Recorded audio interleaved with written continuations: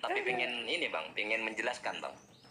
Itu dia makanya sebenarnya kalau kita gampang aja kalau ngadepin orang-orang yang usil terhadap Talmud atau terhadap hadis. Kalau misalnya mereka debat suruh baca dulu, kalau nggak bisa baca ya udah stop perdebatan, udah kalah gitu. Karena dia satu poinnya nggak bisa menjelaskan secara tekstual.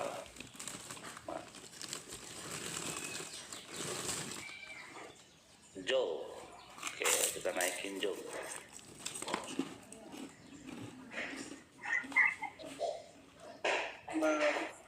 Bang Billy. Selamat siang Jo. Mana ada para nabi yang mengajarkan menyembah bule Eropa? Iya nggak ada, nggak boleh menyembah manusia, itu nggak boleh. Kan ada di dalam Taurat, jangan kau menyembah laki-laki dan perempuan, nggak boleh. Syirik berarti ya bang ya? Iya nggak boleh. Bang Billy, Sangat tentang Talmud gimana pandangan orang-orang Yahudi tentang Talmud? Sebelum saya bicara tentang kontennya, silakan. Kan di sana ada Sanhedrin, ada Gitin dan lain sebagainya. Oh. Kenapa tuh? Pandangan orang-orang Yahudi terhadap Talmud itu seperti apa sih? Kan ada kitabnya Taurat. Talmud itu adalah seri keempat ya dari rentetan kitab-kitab suci orang Yahudi. Pertama kan Tanakh ya, ini yang kayak gini nih Tanakh, ya kan? Nah Tanakh, nah ini namanya written Torah, jadi Torah yang tertulis. Nah ada yang namanya oral Torah, namanya Mishnah, nih dia. Nah habis Mishnah baru ada Gemara. Jadi gini, Mishnah itu menjelaskan detail daripada Taurat, ya detailnya. Misalnya gini, misalnya ada ayat berkata gini, jikalau engkau sudah sampai ke tanah yang kujanjikan kepada nenek leluhurmu, hendaklah engkau menyembelih korban seperti aku tunjukkan di sini. Dulu, bagaimana caranya? Caranya gimana? Nah, semua itu ada di dalam Mishnah, ya.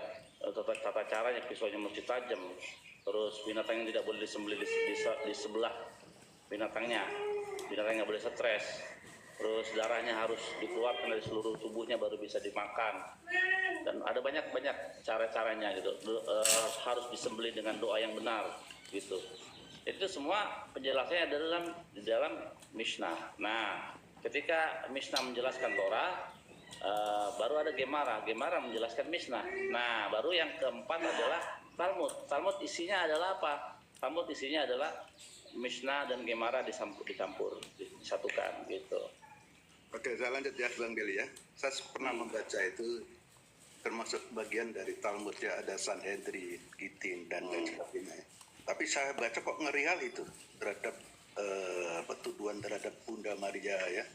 Dia Sanhedrin 106A dikatakan Ibu Yesus seorang mohon maaf ya, WTS, kemudian juga Sanhedrin 43A, Yesus adalah seorang penyihir, bahkan direbus di kotoran panas. Sampai jadi gini, jadi tokoh Yesus namanya Yesus ya. Jadi tokoh Yesus ini kalau sebenarnya tokoh Yesus ini ada di dalam catatan tiga agama ya, Yahudi, Kristen dan Islam. Nah, tapi memang itu diakui betul ya, Bang Billy. Isinya betul seperti itu ya, kontennya ya. Iya ada ya seperti itu. Jadi benar. Jadi nama orang tuanya sama, di Islam juga namanya Maria, ya kan, Yusuf. Terus di Yahudi juga iya sama gitu. Nah kalau di Yahudi, karena dia itu mempraktekkan sihir yang dia dapatkan dari bait suci ketika dia masuk ke dalam dan dia mencatat nama suci itu di dagingnya, jadi dia menggores tubuhnya, dicatat nama itu. Karena setiap orang yang masuk itu biasanya lupa keajaibannya gitu. Nah, karena supaya nggak lupa, dia tulis di dagingnya. Nah dengan itu dia mau melakukan praktek-praktek sihir, dan itu ketahuan oleh Sanhedrin dan dia akhirnya dijatuhi hukuman ragom atau rajam. Dihukum rajam, habis dihukum rajam baru dia mayatnya digantung di atas pohon, persis seperti di dalam Kisah Para Rasul 39 ayat 10 itu. Ya, jadi Iya, jadi itu digantung ternyata menurut Kristen dalam kitab Kisah Para Rasul, bukan disalib, digantung di atas pohon. Nah, berarti sama dengan kisah Talmud, digantung di atas pohon, kan gitu.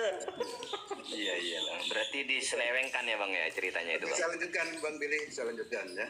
Nah, tentang hal ini pernah saya tanyakan ke teman-teman Kristen, teman OTN, tentang isi dari Sanhedrin di dalam Talmud itu. Mereka menjawab tidak ada itu, karena katanya Talmud itu baru muncul di abad 2, sementara kisah Yesus kan abad pertama itu. Jadi mereka mengabaikan.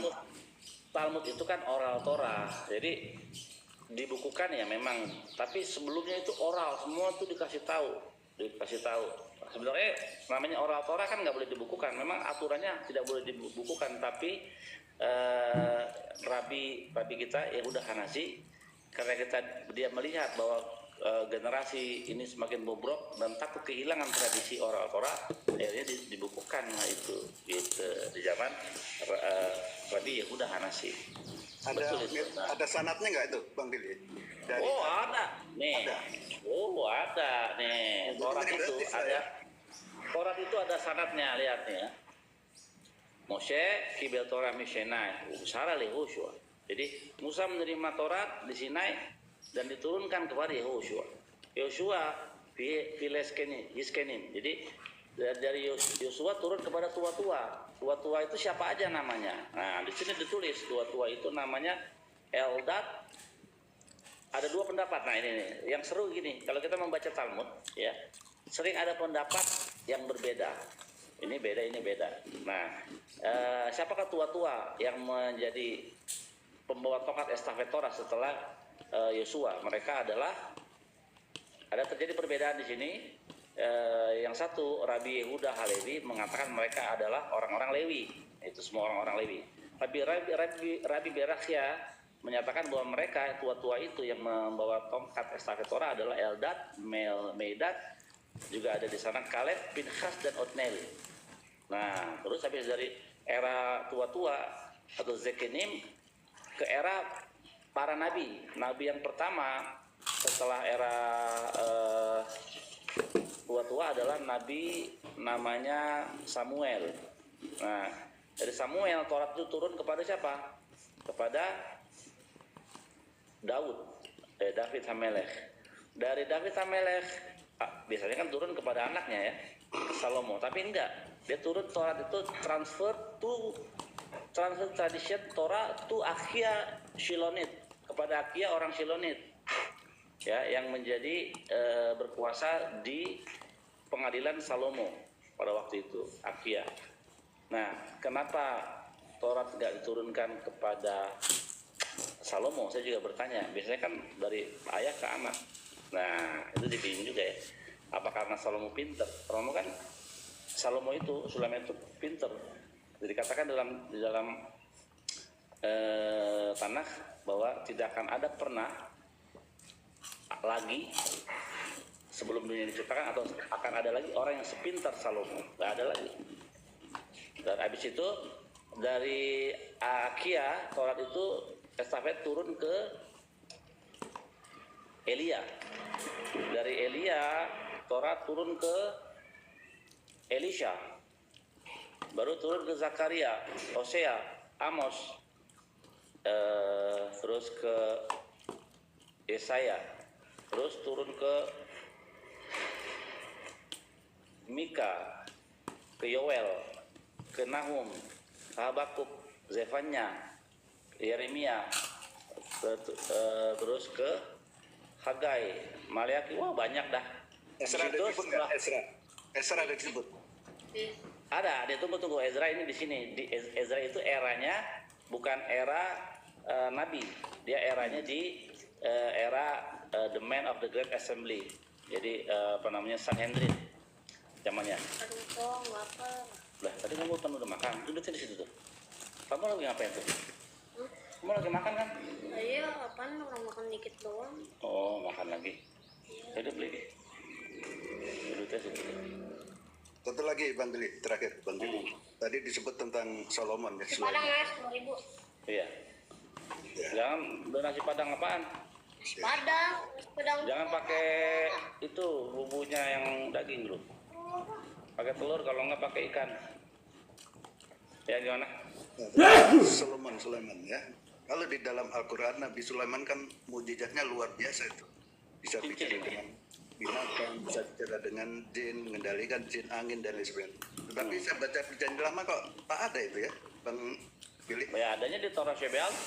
Jadi, nah ini nih, begini. Ini harus pakai dalil ayat di dalam kitab Talmud dikatakan gini.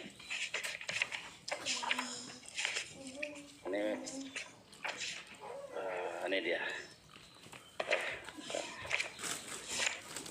Oke, Amar Rabi Yehuda lo karat hakarus baruku berit im Israel ele al Torah shebe alpe sheneemar ki alpi hadefarim haele karati itecha berit. Artinya ya, Rabi Yohanan berkata, Tuhan tidak mengikat perjanjian dengan orang Israel kecuali daripada soal oral Torahnya. Jadi oral Torah itu adalah kelebihan yang Tuhan kasih pada Bani Israel. Bangsa-bangsa lain, Oten itu cuma membaca kulitnya, nggak tahu pemahaman detail yang ada di dalam pemahaman Torah itu. Jadi itu tidak bisa dipisahkan antara ini dengan ini, nggak boleh. Ketika kita hilang di sini, kita nggak tahu apa yang tersembunyi di sini. Misalnya ibunya Abraham. Ibunya Abraham siapa namanya? Cari sampai di dalam Alkitab nggak ada ketemu sampai botak. Tapi di dalam oral Torah ada namanya Amtelai. Ibunya Raja Daud siapa namanya?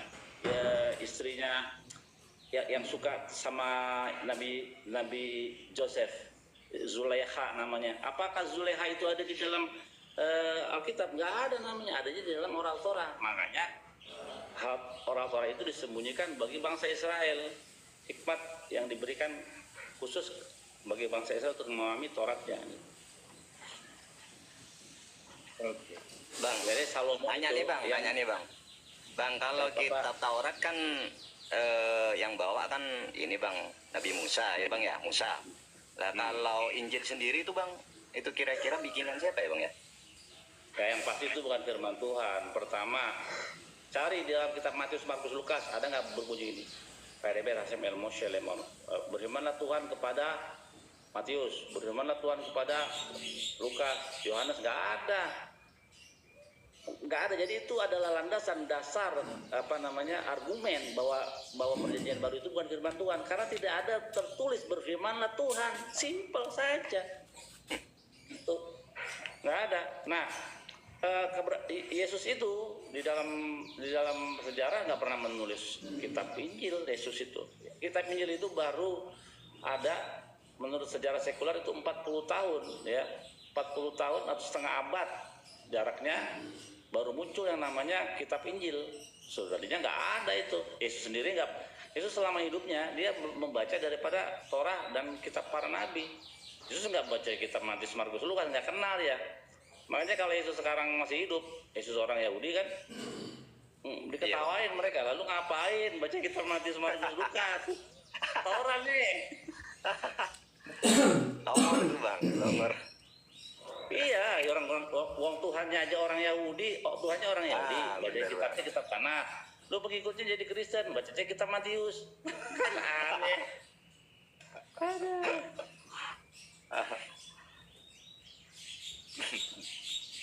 Makanya Yesus di dalam pengajarannya kan sering kita lihat dia juga mengajarkan mengucapkan kalimat-kalimat Taurat, misalnya tentang Shema Israel. Ya, Shema Israel ada echad. Jadi ketika ada orang yang berkata, Rabi, manakah hukum yang terutama dan terutama? Nah, Yesus berkata, kasihlah Tuhan Allahmu dengan segenap hatimu, segenap jiwamu, dan segenap akal budi dan segala kekuatanmu, kayak gitulah. Nah, tapi di situ yang diambil adalah Torah, tapi yang sudah dimodifikasi, jadi ditambah lagi dengan seluruh akal budimu. Sebenarnya nggak ada seluruh akal budimu, nggak ada ya. Jadi cuma 3, kasihlah Tuhanmu dengan segenap hatimu, dengan segenap jiwamu, dan segenap kekuatanmu. Nah, ditambahin perjanjian baru dengan akal budimu.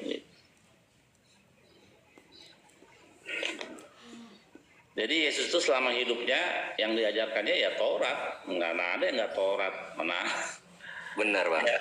Berarti Yesus sudah mengajarkan Injil ya bang ya? Nggak ada Injil ya bang? Enggak, Ya? orang Injilnya belum ada. Injilnya nggak ada. Belum dibuat bang. Waktu itu belum dibuat bang. Iya, Injilnya belum 40 dibikin tahun. bang. Belum dikarang bang. Setengah abad ya, setengah abad. Makanya ya sulit untuk. Jadi gini, kitab Matius mengklaim Yesus adalah keturunan Daud, Mesias. Lah orang Yahudi kalau memang benar dia itu keturunan Daud, orang Yahudi akan mengakui kok susah amat. Tapi kalau orang Yahudi, orang-orang yang pintar yang punya catatan sejarah juga tentang silsilah, ketika di cross check, dicek silsilah Matius yang mengklaim bahwa Yesus adalah keturunan Daud, di compare dengan silsilah yang ada di dalam kitab Tawarikh ya, Divrei Hayamim, di compare. Loh, ini kok beda? Kok Matius menghilangkan 4 nama raja besar kami? Ya itu kan aneh gitu. Aneh bang. Yang paling berat dalam kitab Matius mengklaim Yesus itu adalah keturunan Daud ketika Matius mengambil dari raja yang dikutuk oleh Yeremia, namanya Raja Jekonia. Jekonia itu keturunan yang terkutuk, ya, walaupun akhirnya dia diampuni oleh Tuhan. Tapi dia terkutuk. Dikatakan ini, daripadanya tidak akan ada yang duduk menjadi raja selama-lamanya. Gitu. Dan memang Bang, setelah ada Jekonia, titipan pertanyaan nih bang dari temen nih bang ya. ya, Ada nggak bang Rabi Israel yang menyembah Yesus bang? nggak ada lah. Rabi Israel yang menyembah Yesus. Nggak ada. Orang-orang Yahudi itu menyembah Tuhan yang tidak kelihatan. Di tengah-tengah api engkau mendengar suara saja, tapi satu temuna, satu rupa, satu wujud pun tidak. Hanya suara saja yang kalian dengar. Gitu. Bang Wil, Yahudi Mesianik itu dianggap Yahudi bukan? Enggak. Mereka adalah Kristen. Kristen yang memakai kitab orang Yahudi, Talmud segala macam dipakai, Midrash dipakai, seragamnya juga dipakai, yang begini gitu. Tapi mereka tidak diterima di kalangan Kristen, tidak juga diterima di kalangan Yahudi. Jadi makhluk amfibi, tengah-tengah. Oh ya. Memang seperti itu wujud mereka itu, suka menyamar. Iya. Jelaskan, oke. Bill, jelaskan dong tentang tohu dan wohu. Oke. Di dalam Midrash dikatakan, dalam Midrash, tunggu ya. Nah, kan kalau di dalam, itu salah satunya nih ya. Kan di dalam Alkitab cuma tertulis Tuhan menciptakan, pada mulanya Tuhan menciptakan langit dan bumi belum berbentuk dan kosong. Nah, itu kan teksnya tohu wa bohu ya. Nah, itu bentuknya kayak gimana? Pertanyaan kan gitu. Nah, itu kalian nggak bisa dapatkan penjelasan itu jikalau kalian hanya membaca daripada undang-undang dasar daripada Taurat itu. Tapi kalian akan mendapatkan jawaban itu, detail itu di dalam Taurat Shebealpe itu. Jadi tohu itu adalah hamparan kehijauan seperti lumut ya, yang gelap gitu. Ini dalam Midrash. Dan wohu itu adalah seperti besi, seperti jurang neraka kayak gitu. Gelap gulita kayak begitu, tohu dan wohu. Nah, ada lagi di bawah.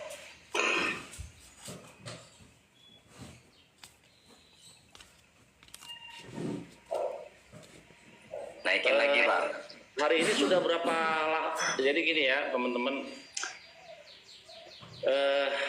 soal perang, kebanyakan orang bertanya kepada saya soal perang Israel Palestina. Ada yang kemarin teman nanya, kamu pro Israel atau pro Palestina? Saya pro perdamaian. Kenapa demikian? Ada saudara-saudara saya di sana juga. Orang-orang Palestina itu ada yang beragama Yahudi loh. Jangan salah, bukan semua orang Palestina itu beragama Islam, dan bukan semua tentara Israel itu agamanya Yahudi. Semua ada yang agamanya Islam, ada agamanya semua. Gitu, sama aja kayak Indonesia punya tentara dengan berbagai macam agama gitu.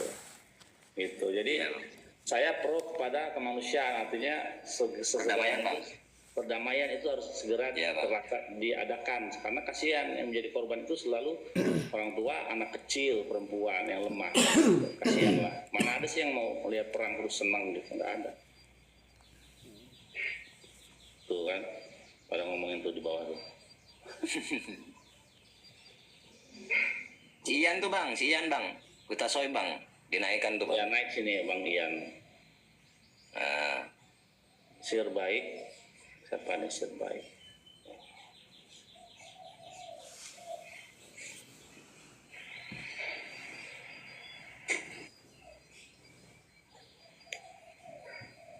Satu lagi nih, terakhir Bang Billy. Ya. Ya. Saya pernah membaca, nggak tahu betul nggak literatur. Katanya bahasa Ibrani itu baru ditemukan sekitar abad 10 sebelum Masehi.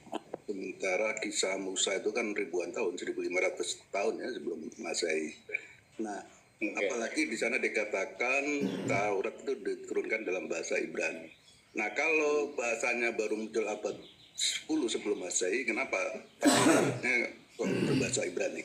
Oh, yang abad 10 itu teks Masoretnya. Jadi Masoret itu adalah upaya dari kaum Masorat kaum itu untuk melestarikan Torah. Jadi bentuknya untuk cara membaca yang benar itu mereka membuat formula.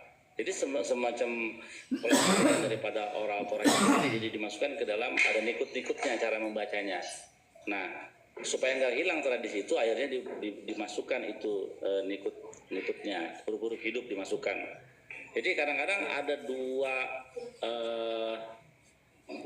ada satu kalimat dibacanya bisa dua. Nah, itu yang dapat tahu itu dari mana? Tradisi orang Yahudi. Nah, kalau abang pernah melihat Torah yang Torah scroll itu yang gulungan Torah itu nggak ada sama sekali huruf hidupnya. Nah, ada kata yang bisa dipahami hanya lewat tradisi. Nah, tradisi itu akhirnya dituliskan menjadi sesuatu cara membaca yang benar dengan nikut huruf hidup. Iya udah kan? Iya udah kan? Oh, jadi memang itu aslinya yang Ibrani ya. Jadi tapi kalau dalam Talmud ya dikatakan bahwa Tuhan itu Adam itu berbahasa Aramaik. Jadi Aramaik ialah ya rumpun Semitik. Jadi bahasa yang tertua tuh bahasa yang di ini ya, rumpun Semitik itu Aramaik. Jadi yang rumpun Semitik itu Aramaik, Ibrani, bahasa Arab, Peosenian, terus apalagi Akadian itu semua adalah rumpun daripada keturunan Sem yang namanya Semitik gitu. Tapi ini Bang Billy, kisah Moses kan sejak kecil kan dia diasuh oleh nggak tahu putri atau istri Fir'aun lah ya. Nah, boleh jadi kan berarti bahasa kecilnya, bahasa ibunya, bahasa bayinya kan bahasa ngikuti bahasa Fir'aun, Mesir kuno lah ya. Kira-kira ada transisinya nggak dari bahasa Mesir kuno menjadi Ibrani itu, ada fase transisi berarti ya? Oke, kita mesti lihat siapa yang membesarkan Musa langsung. Yang membesarkan Musa langsung ketika namanya siapa? Batya. Putri Firaun itu yang mengambil Musa itu dari sungai Nil itu namanya Batya. Batya itu, nah lihat namanya Batya. Artinya apa? Anak perempuan Tuhan. Artinya itu Batya, anak perempuan Tuhan. Nah, Batya ini menyuruh orang untuk mengasuh daripada bayi ini. Jadi Musa diasuh oleh orang Yahudi yang adalah ibunya Yochebed dengan kakaknya Miriam. Jadi itu konspirasi yang memang konspirasi tingkat tinggi dari Tuhan. Bagaimana bisa begitu ya? Tiba-tiba datang pengasuhnya adalah ibunya, ya kan? Ibunya Musa, ya sama kakaknya. Jadi Musa diasuh tetap di dalam tradisi Yahudi, gitu. Tradisi suku-suku Lewi, gitu, tetap begitu. Selamat siang Bang Billy. Iya, Bang Bil, kan di Islam ada puasa, Bang Bil, ada sholat, ya kan. Kalau ada sunat juga. Kalau di agama Yahudi ada nggak, Bang Bil? Oh iya, pada bulan keempat, bulan kelima, bulan keenam, bulan ke-10, bulan ketiga, bulan keempat, bulan kelima, bulan ke-7 dan ke-10 itu ada bulan-bulan yang nggak boleh sembarangan. Nah, puasa yang paling lama dan paling ke-9 juga. ya puasa yang paling lama dan yang paling menakutkan bagi orang Yahudi adalah puasa Yom Kippur, ya. Kan ada tuh perang Yom Kippur ya, ada perang Yom Kippur. Iya, Bang. Pernah dengar, Jadi, Bang, pernah dengar. orang Yahudi itu akan berpuasa selama 25 jam, nggak makan, nggak minum, nggak mandi, nggak sikat gigi, nggak boleh pakai sepatu kulit, nggak boleh kerja. Jadi selama itu seharian itu mereka ada sidurnya, ada buku doanya panjang sekali itu. Selama Jadi, berapa hari dosa-dosa- 25 jam tuh Bang Billy? Kenapa? Berapa hari puasa full 25 Satu jam? hari aja itu, satu hari aja. Oh, Satu hari. Nah, setelah setelah kita 40 hari malam. jadi setelah kita puasa itu kita kembali menjadi 0.0 lagi, dosa kita diampuni, bersihkan semua, dan puncaknya ialah pada hari raya Pondok Daun gitu. Bang Bil, kalau menurut Bang Bil nih, Paulus sendiri itu sebenarnya orang Yahudi, orang ini enggak? Orang apa? Romawi apa Yahudi, Israel? Ya, kalau menurut sejarah sekular, jadi gini loh, kalau ilmu agama itu tidak lepas dari sejarah juga. Jadi kalau kita Iya, belajar benar. ilmu agama tanpa sejarah ya pincang. Jadi Paulus itu di dalam sejarah yang ditulis oleh sejarawan setelah ia melakukan berbagai macam tesis dan penelitian, Paulus itu adalah seorang memiliki dua warga negara, yaitu Romawi dan juga Yahudi ya. Nah, tapi di dalam perjalanannya, prakteknya pada waktu itu dia adalah pemimpin satu sekte juga ya. Nah, dia mengajarkan orang-orang Yahudi di dalam sinagog orang Yahudi, mengajarkan ajaran yang berbeda dari Taurat. Nah, hal itu ketika orang-orang Yahudi mendengar itu, mereka tidak bisa menemukan apa yang diajarkan itu oleh Paulus itu ada dalam Taurat. Makanya Rabi siapa namanya?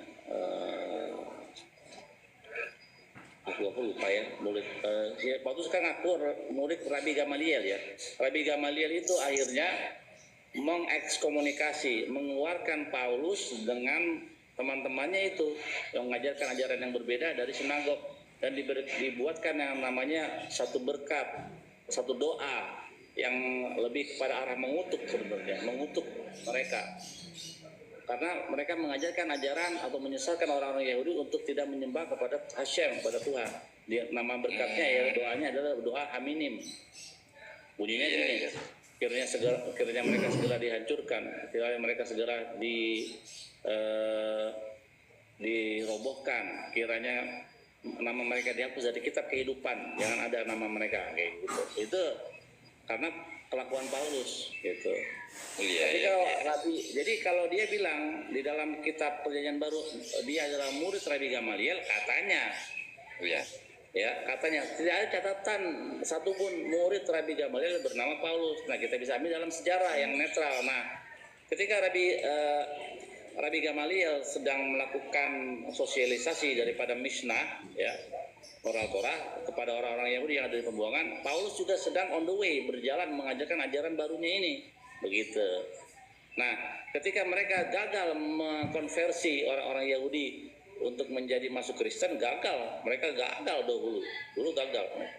Akhirnya proses convert mereka berpaling kepada orang-orang Romawi.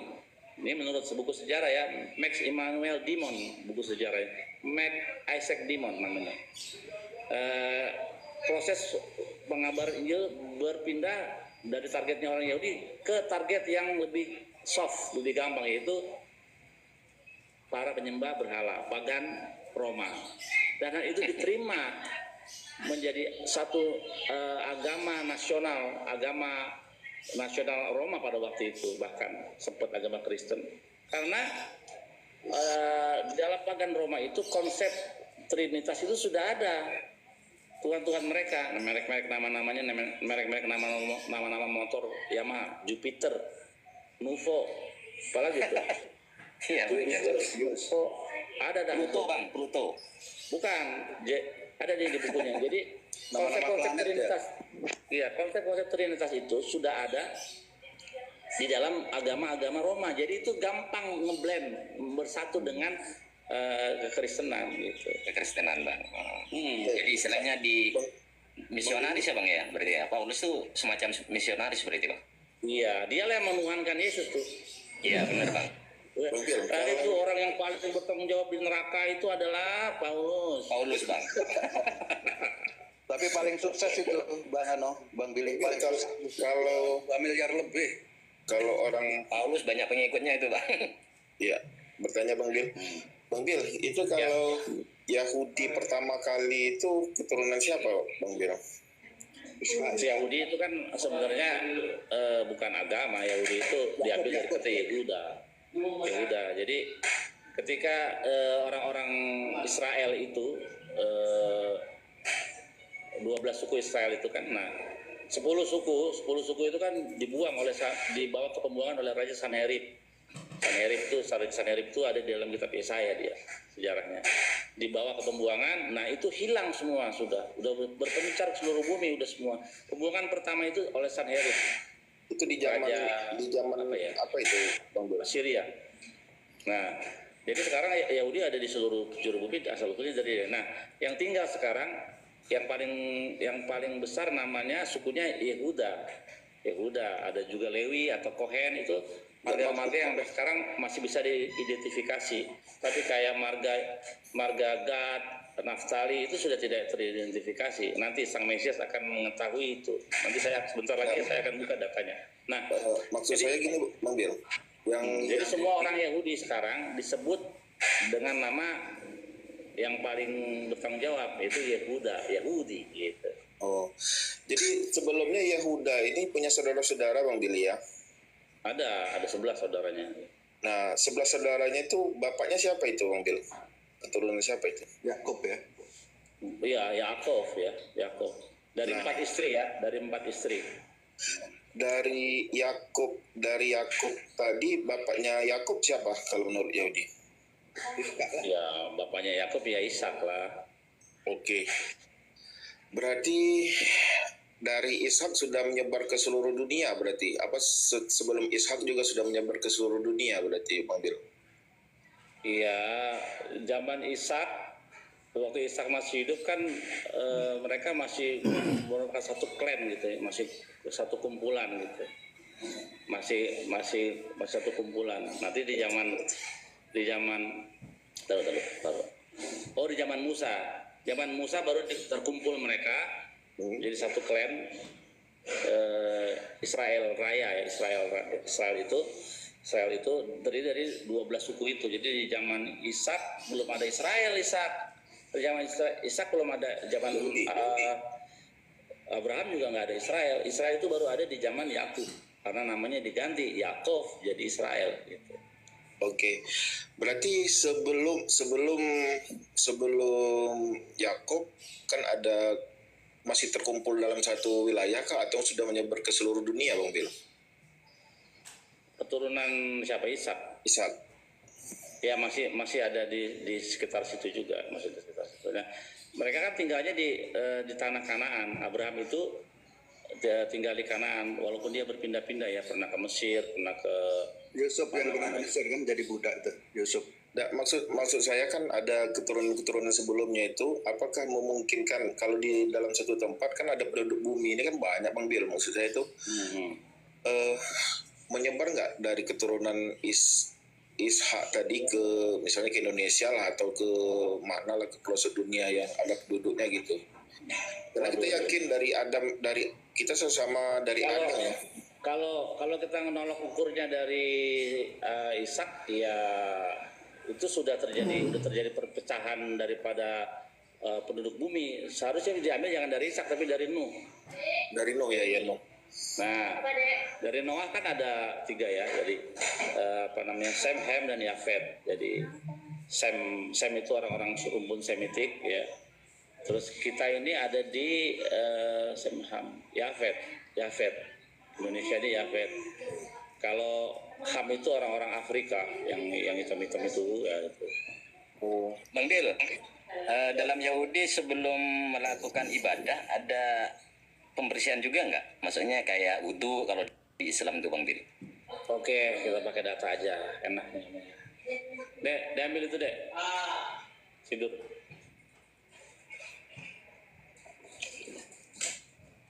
Oke. Nah, ini ya. Ini datanya kita buka. Banyak kali kitabnya nih. Jadi enak. Soal membersihkan diri sebelum kita menghadap kepada Sang Pencipta. Oke. Itu ada di dalam seksi atau bagian daripada korbanot. Nah, jadi ketika orang Yahudi dulu melakukan korban, ya, itu harus mencuci tangan dulu. Kalau enggak mati hukumannya nih. Ya, nih. Faideber Hashem el Moshe lemor. Berfirmanlah Tuhan kepada Musa. Beasita kior nefoset. Hendaklah engkau membuat sebuah wadah dari terperunggu. Fekano nefoset. Dan juga alasnya dari perunggu. Leraksa untuk mencuci tangan.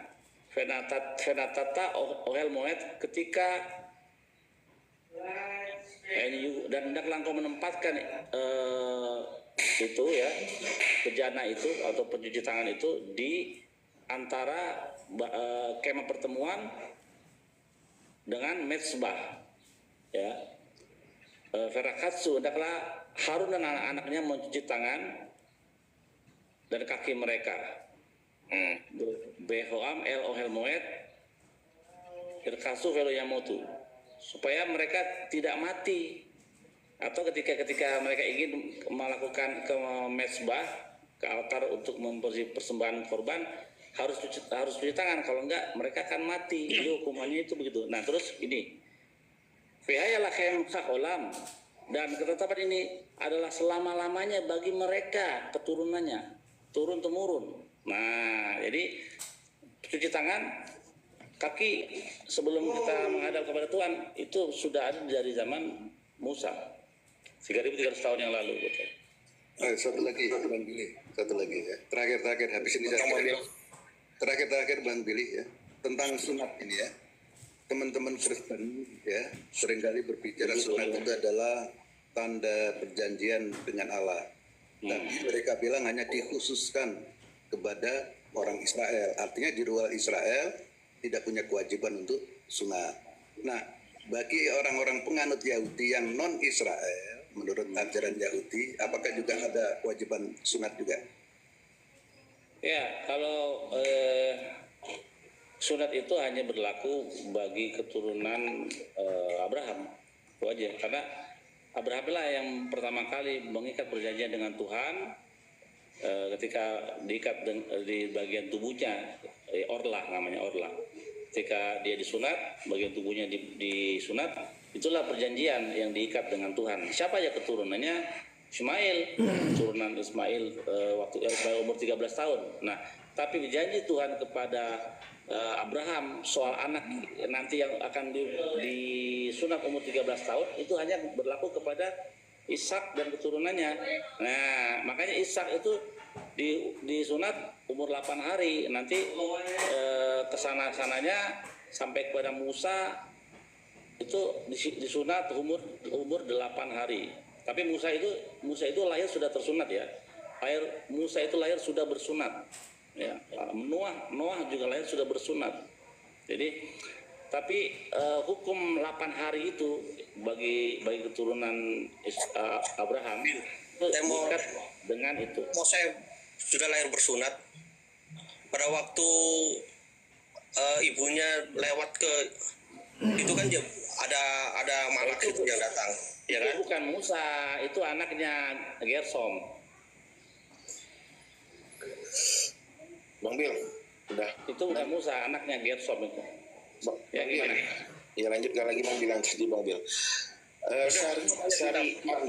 Syariatnya Israel ini lahir di zaman Yakub kah atau dari sesudah Yakub syariatnya?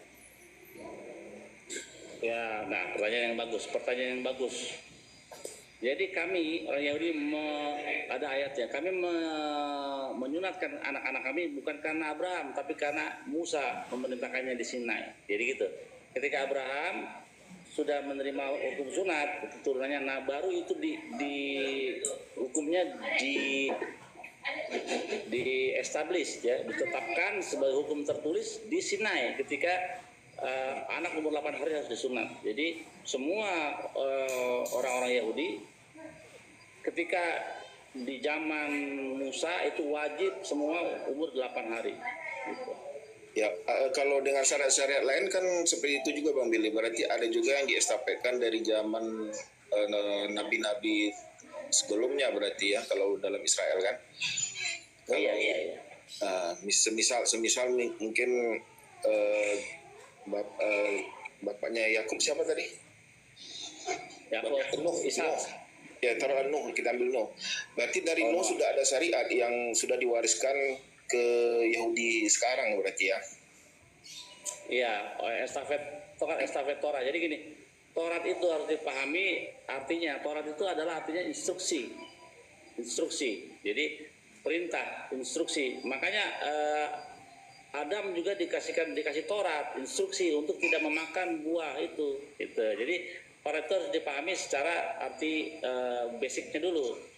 Baru di dalam Taurat itu ada unsur hukum, yaitu hukim dan mishpatim di dalamnya. Bang Bil, mau nanya nih Bang Bil, kalau menurut Kristen itu kan Yesus, kalau menurut Islam kan Nabi Isa. Kira-kira menurut Bang Bil, Yesus atau Nabi Isa itu disunat gak Bang Bil? Ya, karena di dalam tanah tidak ada satupun nama Yesus tertulis ataupun sebuah petunjuk clue tidak ada di dalam tanah. Makanya orang Yahudi tidak terlalu peduli dengan yang namanya Yesus, gitu. Nggak peduli mereka. Orang Yahudi aja peduli terhadap perintah yang diperintahkan oleh Tuhan kepada Musa untuk Bani Israel, itu aja. Oke. Sudah bismillah belum? Bang Bil, bisa lanjut Bang Bil. Ya. Jadi kitab-kitab Yahudi sekarang yang berisi hukum-hukum tadi, kan ada banyak buku-bukunya tadi sama yang oral Torah dan oral Torah, ada Mishnah dan segala macam itu. Berarti dari zaman Nuh sudah diestafetkan berarti. Nah, ada nggak hukum-hukum yang dianulir? Yang dianulir misalnya mengikuti perjanjian zaman. Soalnya di dalam pemahaman Islam kan setiap zaman itu ada nabinya dan ada juga syariat yang dibawakannya kan sesuai dengan perkembangan zaman tersebut kan. Ya. Nah, kalau di sampai sekarang ini, sampai ke Yahudi sampai sekarang ini, sampai Yahudi lahir, apakah sama juga atau gimana?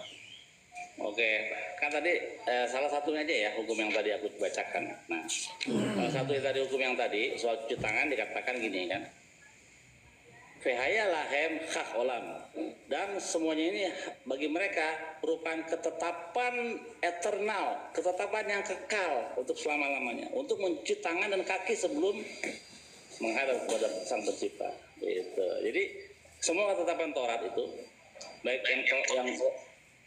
yang oral maupun yang tertulis itu selama-lamanya. Misalnya kita lihat waktu zaman Noah, kok Tuhan sudah memisahkan antara binatang yang halal dan yang haram, yang tawar dan yang tame, yang haram 2 pasang, yang halal 7 pasang. Loh, itu kan Taurat, itu loh. Itu kan Taurat, instruksi. Jadi orang Taurat itu lebih dahulu ada eksis ketimbang written Torah. Baru setelah itu ada written Torah atau Torah tertulis. Iya. Jadi gini, ada salah satu suku di Indonesia, Bang Bil. Ada satu suku di Indonesia yang menurut Bang Bil dijeda. Halo? Aku lagi mau ngurus bocah-bocah dulu nih. Oke, siap Bang Bil. Makasih Bang Bil ya atas pencerahannya ya. Iya Bang Jos. Yang benar lagi Bang Bil ya. Iya. Brother, Ya, gimana lanjut, Bang? Brother, teh filaminkanya jam berapa? Kok kenapa siang? Kenapa bukan jam 3 sore? Minha itu bisa Jam 9. Kenapa? Jam 9 sakar. Teh filah sakarnya Ya, jam berapa? Sakarit ya. Sakarit bisa dimulai ya jam-jam 9 boleh, jam 7 juga boleh gitu. baru nanti Masuk dafan itu. kenapa? Dawan. Gak masuk dafan kan? Davan itu artinya sembahyang.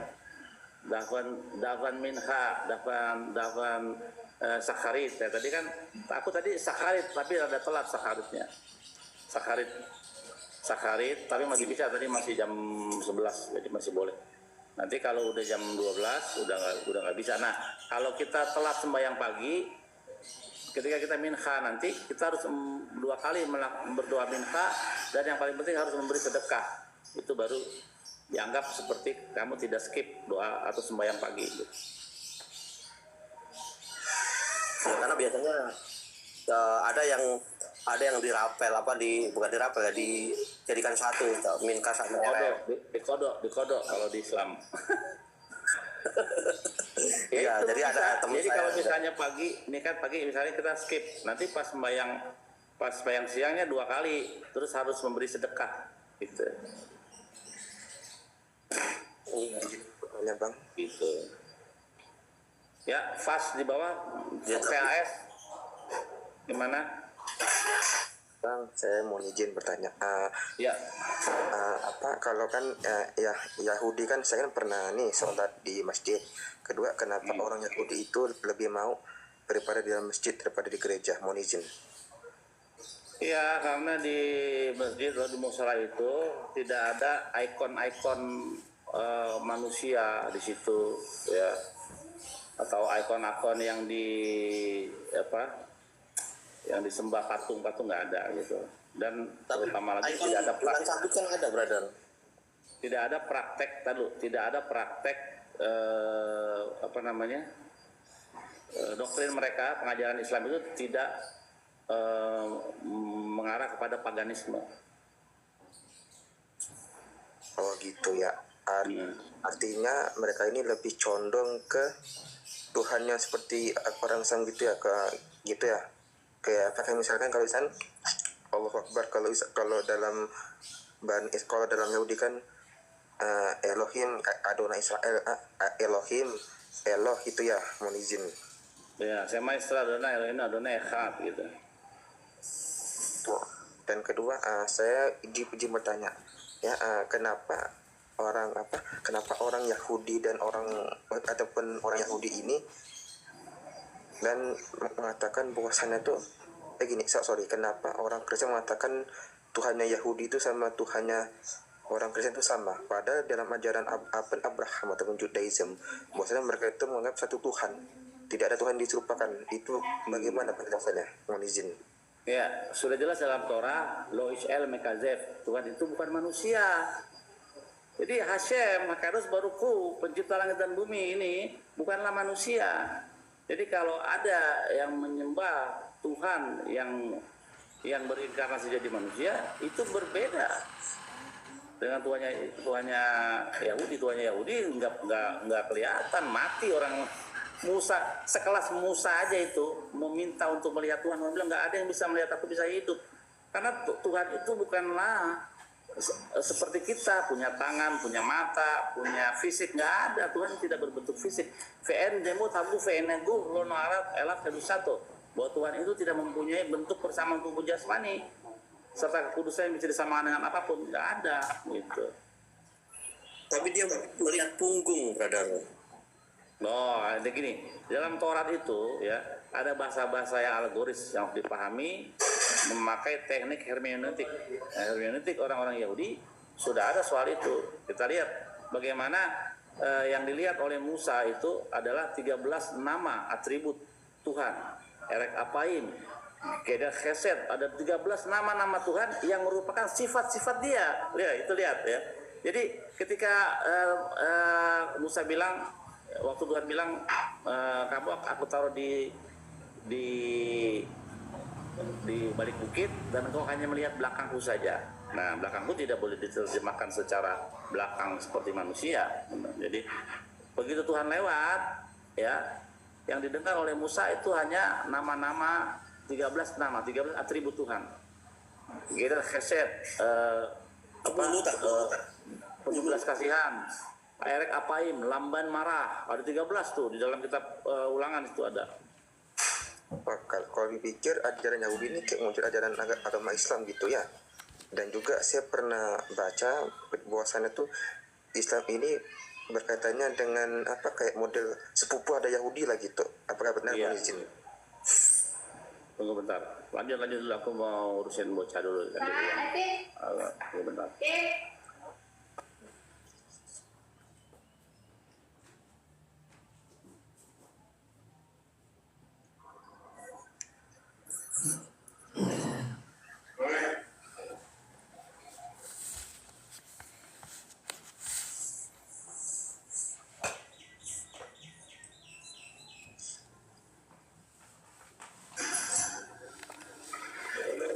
Oke, teman-teman, aku harus berkegiatan dulu ya, mesti ngurus anak-anak dulu, nanti selanjut lagi ya.